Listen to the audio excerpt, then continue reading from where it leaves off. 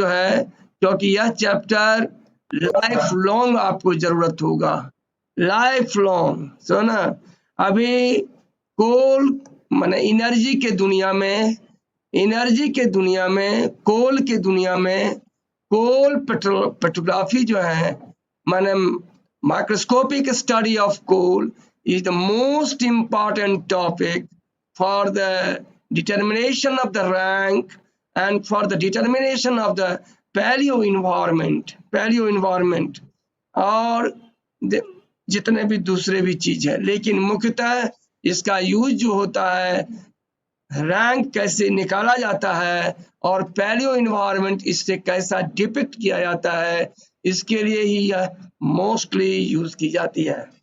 आपको आश्चर्य लगेगा जो 1 टन कोयला रखा हुआ है और उस 1 टन कोयला से एक छोटा सा पीस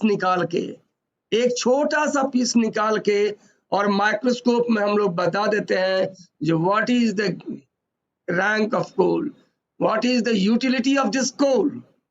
एक माने एक टन ऑफ कोल का एक छोटा सा पीस निकाल के हम बता सकते हैं कि इस कोयले का रैंक क्या है, इस कोयले का यूटिलिटी क्या है।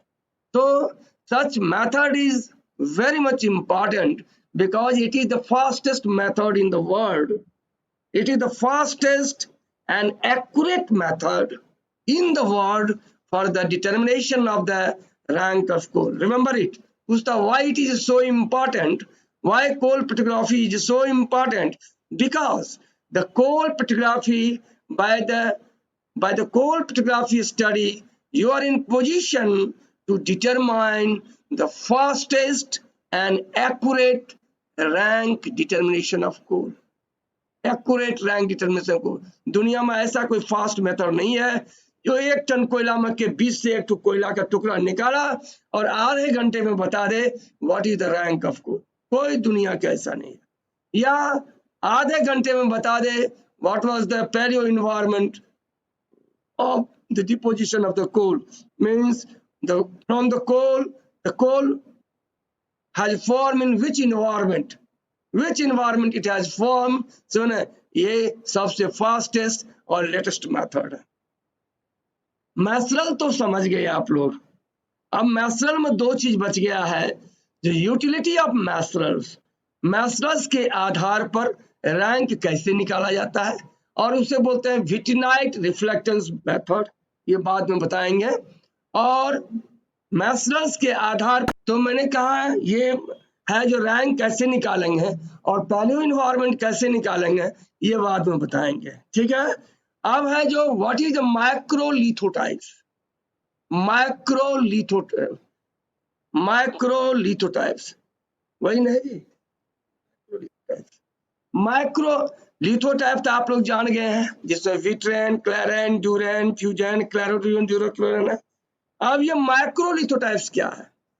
तो जब माइक्रोस्कोप के अंदर देखिएगा तो मैंने कहा जब मैसरल के 3 रूप हो गए। एक मैसरल जिसका साइज 10 माइक्रोन से छोटा होगा उसे हम मैसरल का फ्रैगमेंट्स कहते हैं, ठीक है, मैसरल का फ्रैगमेंट्स कहते हैं। ऐसे मैसरल जिसका साइज 50 माइक्रोन से कम हो उसे हम फुल्ली डेवलप्ड मैसरल्स कहते हैं या मैसरल सीधा कहते हैं। और ऐसे मैसरल्स जो 50 माइक्रोन से अबव हो, whose a band of maceral whose dimension is more than 50 micron. A band of macerals whose dimension more than 50 microns is known as a macrolithotype। मन मैसरल का ऐसा बैंड जो माइक्रोस्कोप में विजिबल हो और जिसका डायमेंशन 50 माइक्रोन से ज्यादा हो, ऐसे मैसरल के बैंड को क्या कहते हैं? माइक्रोलिथोटाइप। ये बैंड होता क्या भाई? अब ये बैंड जो दिखाई ना उसको, अब बैंड जो होता है यह सिंगल मैसरल का भी हो सकता है, जैसे विटिनाइट का बैंड। 2 मैसरल का भी बैंड हो सकता है, जैसे विटिनाइट और लिपिनाइट का बैंड। 3 मेसनल का भी बैंड हो सकता है, 3 मेसनल का भी बैंड हो सकता है। या मान लीजिए मेसनल जो है फ्यूजिनाइट और स्पोरिनाइट का बैंड है। मेसनल जो है टेरिनाइट एंड फ्यूजिनाइट का बैंड है। मेसनल जो है वो रेजिनाइट और सेमी फ्यूजिनाइट का बैंड है। मेसनल जो है टेरिनाइट, सेमी फ्यूजिनाइट और स्पोरिनाइट का बैंड है। मीन्स दिस बैंड इज, जो बैंड होगा it is may be of single mineral band, single maceral band, it may be of double mesoral band, it may be of triple mesoral band. Clear? यह मेसनल band जो है यह एक मेसनल का भी हो सकता है, 2 मेसनल का भी हो सकता है, 3 मेसनल का भी हो सकता है। So on the basis of the association, on the basis of the association of the mesoral band, on the basis of the association of mesoral band, the microlithotype is of different type. The microlithotype is of different type, is of different type.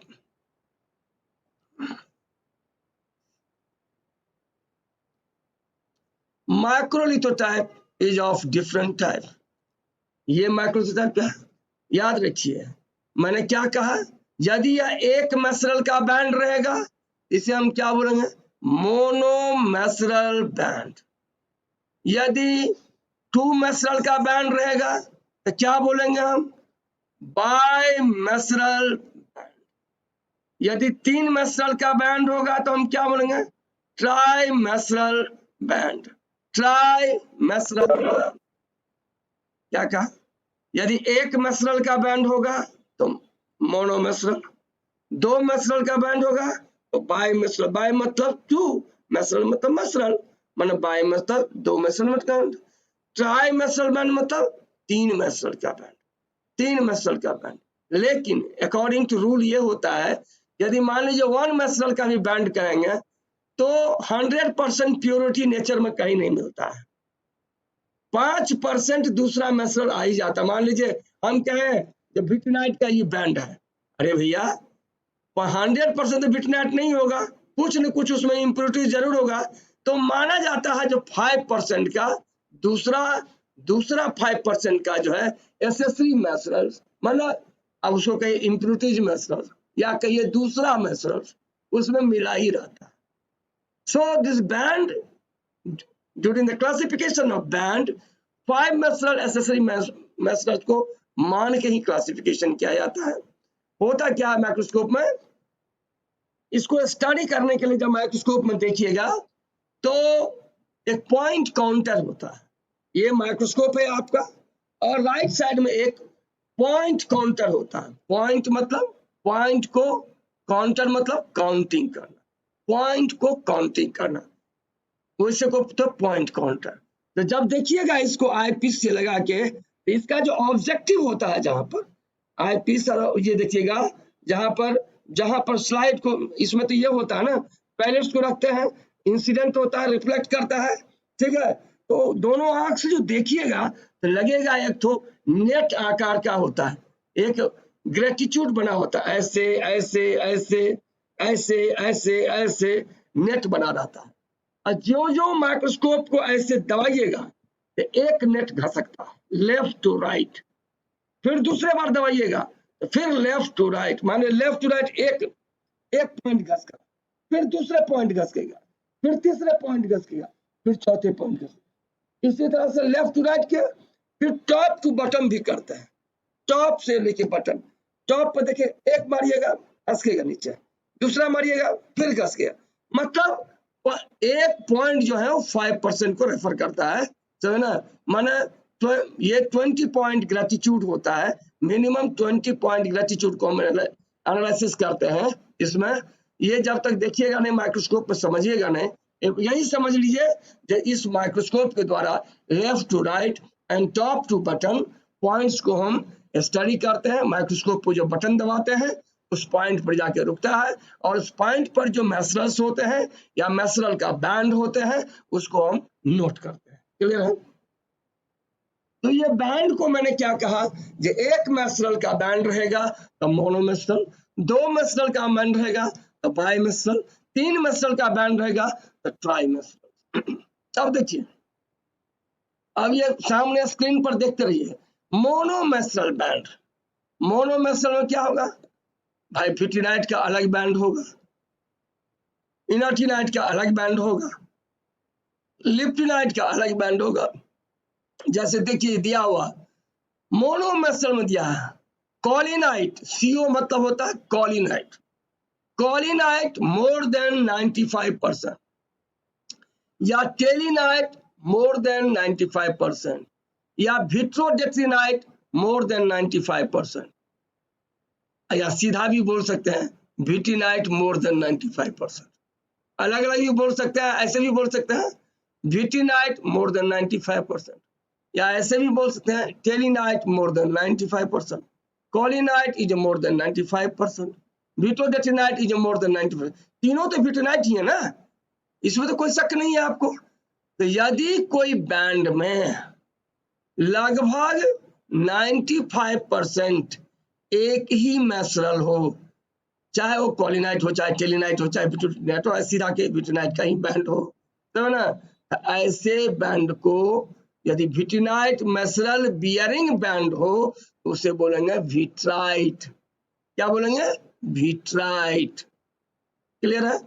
So when you see under the microscope, if the vitrinite band is visible, either of the colinite, either of the telinite, either of the vitrodetrinite, then such band is known as a vitrite. Such band is known as a vitrite. Clear? इसी तरह से फिर आप इनाटिनाइट में आ जाइए। इनाटिनाइट में देखिए, यदि सेमीफ्यूजनाइट जो है, सॉरी ये नहीं, इसको देखिए, ये लिप्टिनाइट का सेकंड में है लिप्टिनाइट। देखिए लिप्टिनाइट में है स्पोरिनाइट, ट्यूटिनाइट, रेजिनाइट, एल्जिनाइट। समझ ना? पहले इसका नाम था एक्जिनाइट, एक्जिनाइट नाम अब एब्सोल्यूट हो गया है, उसके बदले आता है लिप्टिनाइट। तो बेटर है इसको नाम लिखिए, ई ब्रैकेट में एल लिखे हैं, बेटर है आप लिखिए लिप्टिनाइट ही मान लिखिए, ई को हटा दीजिए, लिप्टिनाइट लिखिए। यदि लिप्टिनाइट किसी बैंड में 90% 95% से ज्यादा हो तो ऐसे बैंड को हम लिप्टाइट कहते हैं। लिप्टाइट कहते हैं मतलब sporinite is more than 95%, cutinite S मतलब होता है स्पोरिनाइट, CU मतलब हो गया cutinite is more than 95%, R इज मोर देन 90 मतलब resinite is more than 95%, A means होगा एल्जिनाइट इज मोर देन 95% और LD मतलब क्या है? लिप्टोडेट्रिनाइट। LD मतलब लिप्टोडेट्रिनाइट माने लिप्टिनाइट का जो टुकड़ा होता है।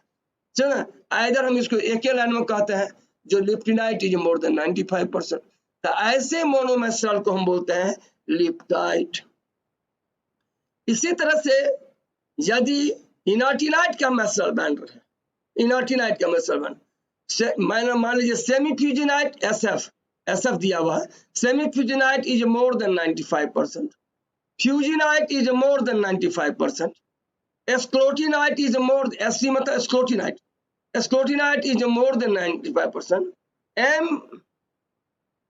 MID मतलब क्या दिया जी? हाँ स्क्लोटिनाइट, और ID मतलब इनाटोडेट्रिनाइट दिया ना, ये ID मतलब इनाटोडेट्रिनाइट, इनाटोडेट्रिनाइट इनाटिनाइट का टुकड़ा, और ID मतलब हो गया इनाटोडेट्रिनाइट, SC मतलब होगा स्क्लोटिनाइट, M मतलब हो गया मैक्रिनाइट और M मतलब मिक्रिनाइट भी लिखा जाता है, मिक्रिनाइट या मैक्रिनाइट, अब अलग अलग करना पड़ेगा।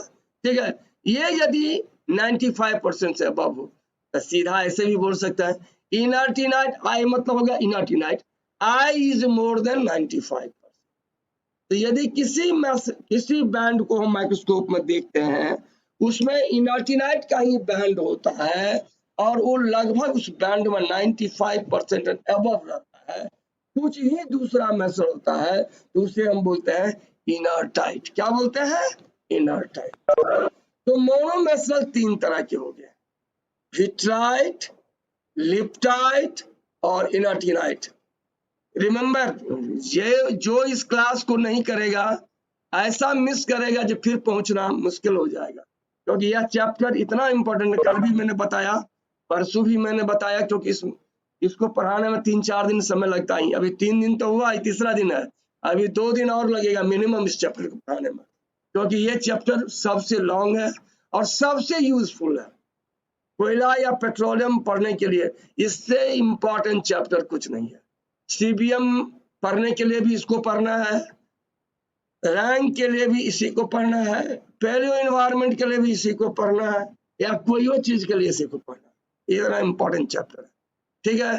तो मैंने क्या कहा भाई, यदि कोई मैसरल का बैंड में भी मीन्स विटिनाइट मोर देन 95% हो और एसेसरी मिनरल्स माने 5% से कम हो तो उसे हम विट्राइट बैंड कहते हैं। यदि इनर्टिनाइट में 95% मोर देन 95% इनर्टिनाइट हो और एसेसरीज हो 5% के अंदर में हो तो उसे इनर्टाइट कहते हैं। लिप्टिनाइट में भी वही है, यदि 95% बैंड में लिप्टिनाइट हो, 5% ही दूसरा हो तो लिप्टाइट कहते हैं। This is the monomaceral. So monomaceral microlithotype is 3 type. समझ ना, एक ग्रुप का विटिनाइट ग्रुप का अलग मैसरल विट्राइट हो गया, लिप्टिनाइट का अलग ग्रुप हो गया लिप्टाइट हो गया, इनर्टिनाइट का अलग हो गया इनर्टाइट, ठीक है। याद रखिए टाइट होते हैं, इसके लास्ट में होता है टाइट, TITE, टाइट। सम देखिए, विट्राइट, लिप्टाइट, इनरटाइट। अभी सब देखिएगा नीचे, क्लेराइट, विटिनाटाइट, सब देखिएगा। हाँ, आ जाएगा बाइमेसरल। अब बाइमेसरल मतलब क्या हो गया? बाई मतलब हो गया 2, मैसरल मतलब मैसरल, 2 मतलब क्या हो गया? 2 ग्रुप का मैसरल, एक हो जाएगा इनर्टिनाइट ग्रुप का, एक हो जाएगा विटिनाइट ग्रुप, एक हो जाएगा लिप्टिनाइट ग्रुप का, एक हो जाएगा विटिनाइट ग्रुप का। मतलब ये 3 ग्रुप जो है इसमें 2 मैसरल का बैंड, समझना, 2 मैसरल के बैंड जो है उसे हम बाइमेसरल कहते हैं, समझ गए। तो आप फॉर एग्जाम्पल अब आगे आइए बाइमेसरल में, V और S यदि विटिनाइट और एस्पोरिनाइट मोर देन 95% हो, विटिनाइट एंड क्यूटिनाइट मोर देन 95% हो, vitrinite V plus R, vitrinite plus resinite more than 95% हो, विटिनाइट एंड लिप्टोडेट्रिनाइट मोर देन 95%। 4 तरह के बैंड हो गए। विटिनाइट और यदि लिप्टिनाइट को बना दें बैंड तो 4 बैंड हो जाएंगे ये, समझ ना। या इसको ऐसे भी लिख सकते हैं, V प्लस L माने विटिनाइट प्लस लिप्टिनाइट मोर देन 95%। जिस बैंड में केवल विटिनाइट और लिप्टिनाइट का ही मैसरल हो तो ऐसे बैंड को कहते हैं, 2 मैसरल है, 2 मैसरल का बैंड, ऐसे मैसरल बोलते हैं क्लेराइट बैंड। क्या बोलते हैं? क्लेराइट बैंड। अब रिमेम्बर देखिए, अब इसमें भी देखिए आप क्या है, मान लीजिए कोई विट्राइट, कोई सिंगल मैसरल विटिनाइट का है, मतलब वो कोयला का रैंक क्या होगा? बहुत अच्छा माना जाए। यदि मान लीजिए केवल इनर्टिनाइट का ही बैंड, आपको बता दिया है ये विटिनाइट रिड्यूसिंग एनवायरनमेंट पे होता है और इनर्टिनाइट जो होता है वही प्लांट मटेरियल जब ऑक्सीडाइजिंग एनवायरनमेंट में पड़ जाता है तो इनर्टिनाइट बनाता है।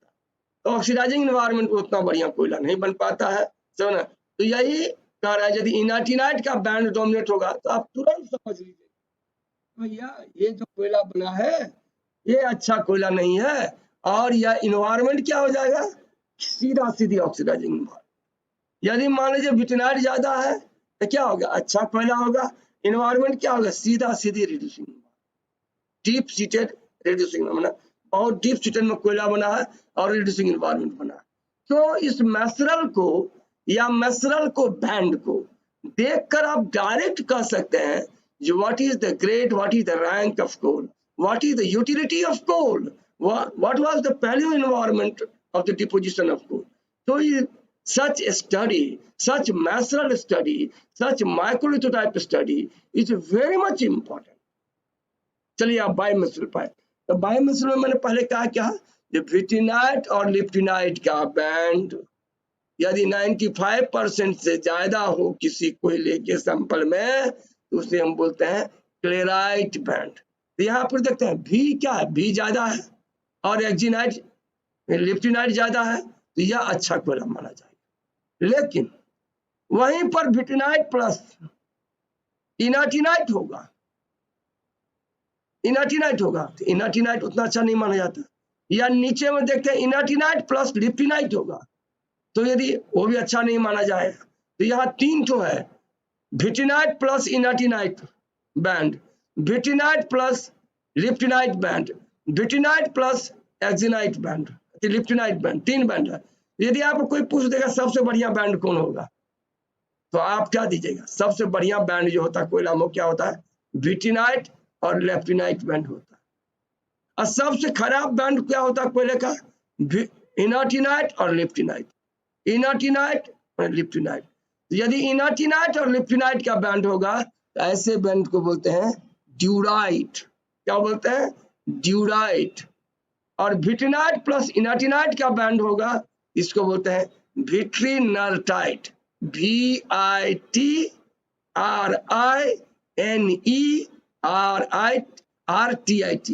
विट्री VITRI, नर NER नर, टाइट TITE, विट्रिनरटाइट.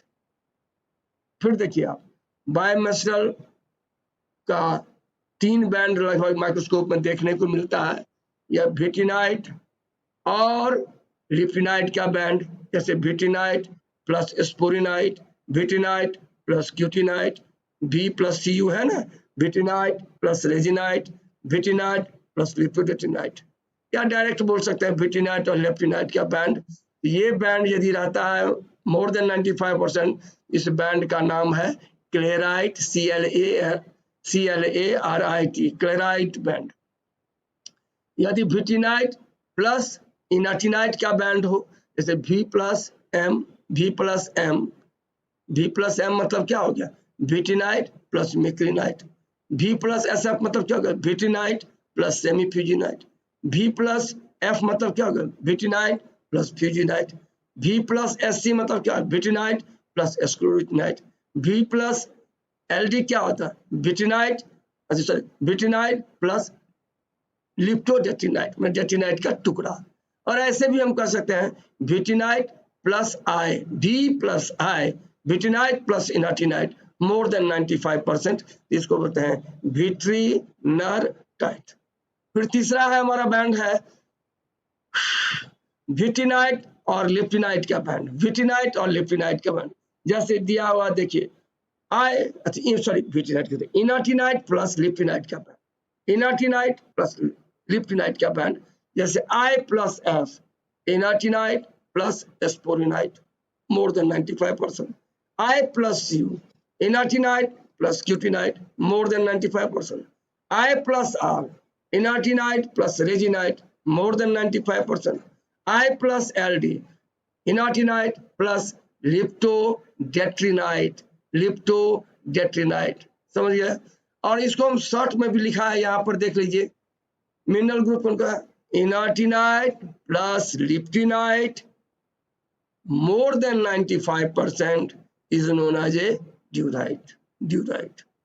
अब मैंने शुरू में ही बताया जो इनाटिनाइट और एक्जिनाइट का जो बैंड हो जिस कोयले में वो उतना अच्छा नहीं माना जाता है. जिस कोयले में स्पोरिनाइट, विटिनाइट और रेजिनाइट का बैंड होता है वो अच्छा कोयला माना जाता है. और जिस कोयले में विटिनाइट प्लस इनाटिनाइट का बैंड होता है वो भी उतना अच्छा कोयला नहीं माना जाता है. ठीक है. अब ये तो मोनोमेसरल के आधार पर तीन बैंड, विट्राइट, लिप्टाइट, इनाटाइट.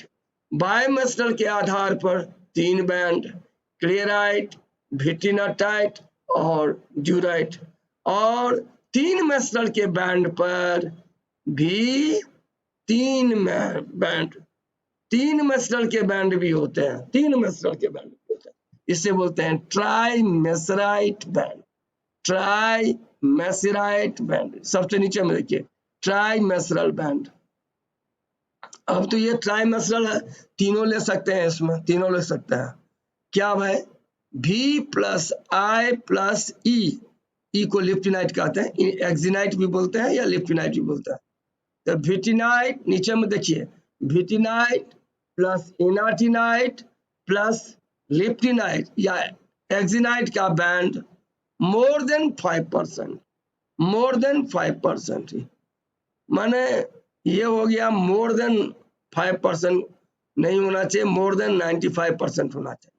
ठीक है, कि क्या इसका मतलब है सो हम आपको बताते हैं। इसमें कहता है, आगे जाके देखिए, V is more than I and E, 3 band है ना, तब 3 मेस्नल जो है तो कोई नाम होगा ना, एक बार 3 मेस्नल है, मान लीजिए 3 मेस्नल का बैंड है, अरे भैया तो 3 मेस्नल का, तीनों मेस्नल तो आ ही गया उसमें, तो कोई मेस्नल डोमिनेंट होगा और कोई मेस्नल सब डोमिनेंट होगा, तो जो डोमिनेंट होता है उसी के नाम पर नॉमेनक्लेचर होता है। जैसे आगे देखिए, V is more than I and L, मतलब इस बैंड में क्या होता है, इस बैंड में क्या होता है, विटिनाइट डोमिनेट ओवर लिप्टिनाइट और इनर्टिनाइट। V is more than I और L, E और L एक ही हुआ, तो क्या हो गया, विटिनाइट is dominate over इनर्टिनाइट and liptinite. ऐसे ट्राइमेस्ट्रल बैंड, ऐसा 3 मेस्नल का बैंड माइक्रोस्कोप में दिखाई दे, जिसमें कि विटिनाइट सबसे ज्यादा, उसके बाद इनर्टिनाइट और लिप्टिनाइट हो, तो ऐसे बैंड को ड्यूरोक्लेराइट बैंड कहते हैं। क्या बोलते हैं, ड्यूरोक्लेराइट बैंड, ड्यूरोक्लेराइट बैंड। फिर दूसरा नाम क्या है, यदि फिर 3 मेस्नल का बैंड नजर आवे, 3 मेस्नल का बैंड नजर आवे जिसमें एक मेस्नल डोमिनेट हो दोनों मेस्नल पर, जैसे दूसरा नाम देखिए, ई मीन्स हो गया लिप्टिनाइट, ई मीन्स हो गया लिप्टिनाइट या एक्जिनाइट, समझो एक ही नाम हुआ, दोनों एक ही नाम है। तो E is more than IV, IV मतलब I मीन्स इनर्टिनाइट, V मीन्स विटिनाइट। तो यदि एक्जिनाइट या लिप्टिनाइट किसी बैंड में सबसे ज्यादा हो और इनर्टिनाइट और विटिनाइट कम हो, तो ऐसे बैंड का नाम होता है विट्रिनरटोलिप्टिनाइट, विट्रिनरटोलिप्टिनाइट। स्पेलिंग लिख लीजिए, VITRI, विट्री, नर NER नर, टो TOLIPTITE, विट्रिनरटोलिप्टाइट, विट्रिनरटोलिप्टाइट। ठीक है, तीसरा है क्लेरोड्यूराइट, CLARODURIT, क्लेरोड्यूराइट। इसमें क्या है भाई, इसमें inertinite is more than vitrinite and liptinite, inertinite is more than vitrinite and liptinite. ऐसे बैंड को बोलते हैं क्लेरोड्यूराइट। क्या बोलते हैं, क्लेरोड्यूराइट। तो ट्राइमेस्ट्रल बैंड जो होते हैं, ऐसे बैंड को कहते हैं जो माइक्रोस्कोप के अंदर में तीनों मेस्नल का एक बैंड होता है, लेकिन इस बैंड में देखा जाता है कि यह 3 मेस्नल का जो बैंड है, तो कोई न कोई मेस्नल डोमिनेट होगा, एक बैंड होगा जिसमें विटिनाइट डोमिनेट होगा, कहीं और दूसरा बैंड देखेंगे माइक्रोस्कोप के अंदर तो उसमें इनर्टिनाइट बैंड डोमिनेट होगा, फिर तीसरा कहीं देखेंगे तो उसमें लिप्टिनाइट बैंड डोमिनेट। तो जब विटिनाइट डोमिनेंट होगा तो ड्यूरोक्लेराइट कहेंगे, जब इनर्टिनाइट, जब एक्जिनाइट या लिप्टिनाइट डोमिनेंट होगा तो विट्रिनरटोलिप्टाइट कहते हैं, और जब इनर्टिनाइट डोमिनेंट होगा बैंड में तो क्लेरोड्यूराइट कहते हैं, क्लेरोड्यूराइट कहते हैं। यही है माइक्रोलिथोटाइप्स कितने तरह के होते हैं, माइक्रोलिथोटाइप्स के कौन कौन से वेराइटीज हैं। तो माइक्रोलिथोटाइप मुख्यतः 3 तरह के होते हैं, मोनोमेसल, बाइमेसल, ट्राइमेसल। मोनोमेसल भी 3 तरह के होते हैं, विट्राइट, लिप्टाइट, इनर्टाइट। और बाइमेसल भी 3 तरह के होते हैं, जैसे जैसे क्लेराइट, विट्रिनटाइट और ड्यूराइट। उसी तरह से ट्राइमेसल भी 3 तरह के होते हैं, ड्यूरोक्लोराइट, विट्रिनटोलिप्टाइट एंड क्लेरोड्यूराइट। मुख्यतः 9 तरह के बैंड होते हैं, जो आप लोगों को पढ़ा दिया, आप लोग पढ़िए। अब आ जाए, कभी कभी माइक्रोस्कोप के अंदर में क्या होता है, जो माइक्रोलिथोटाइप फॉर मिनरल मैटर। अब मिनरल मैटर जो होते हैं, उसके कोयले के जो कोयला होता है ना, तो कोयले के जो मैसरल होते हैं, माइक्रोस्कोप में देखिएगा तो क्या क्या चीज दिखाई देगा, 2 चीज दिखाई देगा, ऑर्गेनिक सब्सटेंस और इनऑर्गेनिक सब्सटेंस। तो ऑर्गेनिक सब्सटेंस जो दिखाई देता है उसे मैसरल कहते हैं, और इनऑर्गेनिक सब्सटेंस जो दिखाई देता है उसे क्या होता है, मिनरल्स होते हैं। तो कभी कभी माइक्रोस्कोप में देखिएगा जो ऐसा बैंड रहेगा जिसमें कि कुछ कुछ कोयला भी होगा, मतलब कुछ कुछ मैसरल भी होगा और कुछ कुछ मिनरल भी होगा, समझ ना। तो ऐसे यदि बैंड मिनरल और कोल दोनों का हो तो ऐसे बैंड को बोलते हैं, ऐसे बैंड को बोलते हैं कार्बोमिनराइट। कार्बोमिनराइट माने the collective name for any association of coal and mineral, या ऐसे भी कह सकते हैं the collective name for the association of macerals and minerals. यदि मैसरल्स और मिनरल का नेम बैंड हो तो उसे एक अलग नाम दिया जाता है, उसका नाम है कार्बोमिनराइट। कार्बोमिनराइट, CARBOMINERTIT, कार्बोमिनराइट, ठीक है। अब ये मिनरल चूंकि डिफरेंट मिनरल का बैंड होता है, तो मिनरल के एसोसिएशन के आधार पर यह बैंड फिर 5 तरह के होते हैं। कार्बोजिलाइट, यदि कोयला और क्ले मिनरल का बैंड हो, क्ले मिनरल का बैंड हो, माने मैसरल्स और क्ले मिनरल का बैंड हो, क्ले मिनरल में क्यूरिनाइट, इलाइट, मोंटमोरिलाइट, ये 3 तो मिनरल होते हैं क्ले का। यदि इसका बैंड हो तो कार्बोजिलाइट। यदि मान लीजिए कोल और सल्फाइड मिनरल हो, सल्फाइड मतलब क्या होगा, पायराइट। जैसे कोयला में देखिएगा बहुत पायराइट रहता है, तो माइक्रोस्कोप में देखिएगा पायराइट चमकते रहता है सोना के जैसा, ठीक है। यदि मैसरल्स और पायराइट का बैंड हो तो कार्बोपायराइट कहते हैं। क्या कहते हैं, कार्बोपायराइट। यदि मैसरल्स और कार्बोनेट मिनरल जैसे लाइमस्टोन CaCO3 होता है, कार्बोनेट मिनरल, उसका बैंड हो तो कार्बन बैंकराइट बोलते हैं। कार्बन कैराइट, जैसे लिखा है CAR carbon, carbankerite, carbankerite, CARBNKERIT, carbon कैराइट।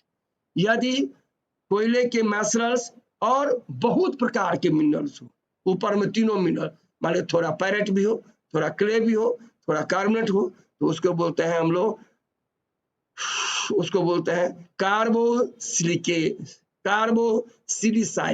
कार्बोसिलिसाइट, कार्बोसिलिसाइट।